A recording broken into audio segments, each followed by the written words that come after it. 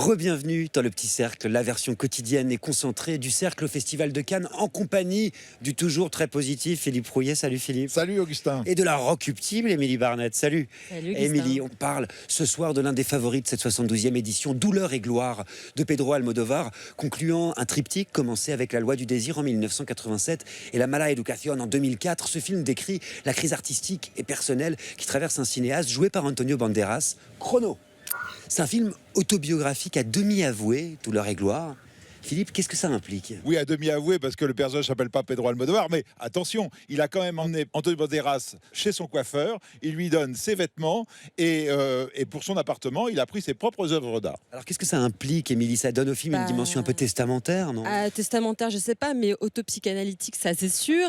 Trop à mon goût, mon cher Pourquoi Philippe. trop? Pourquoi trop? Mais pourquoi trop? Trop parce que je pense que parfois c'est bien d'ouvrir les fenêtres et de laisser entrer le monde. Et moi, ce que je pense, c'est qu'Almodóvar, ça fait des années qu'il est en boucle sur lui-même, sur ses démons, sur sa maman, sur son enfance, et qu'il y a un moment donné où il faut juste un tout petit peu arrêter et être dans l'altérité. Voilà, non, mais là, un ce peu. qui est différent, c'est qu'est-ce qui peut me pousser à me lever le matin pour faire un film? C'est ça sa question. Alors moi, toi, ça te fait peut-être te lever le matin, mais pas moi. Je fais pas de film, mais sa problématique m'intéresse parce que tout d'un coup, c'est la problématique du désir. Et tout d'un coup, il va se souvenir, de son enfance, mais surtout de son premier émoi sexuel, de son premier émoi sensuel. Avec une scène extraordinaire, Cette Émilie, ça, vous pouvez séquence-là, pas elle le est nier. déchirante. Ça nous renvoie tous à nos vies, ça. Il y a des moments, un truc d'artiste. il y a des fulgurances, mais globalement, le film est dévitalisé parce que je pense qu'il se fait avaler par son propre sujet. Et c'est pas parce qu'on parle de la mélancolie qu'on doit sombrer dans la dépression. Et pour moi, c'est un film vraiment profondément déprimant. J'aime le cinéma mélancolique, mais là, sincèrement, c'est désincarné. Est-ce qu'on Donc peut c'est un parler vrai quand problème. même du désir qu'il a pour ses comédiens, une collaboration de 30 ans avec Antonio Banderas, une collaboration de 20 ans avec Penélope Cruz?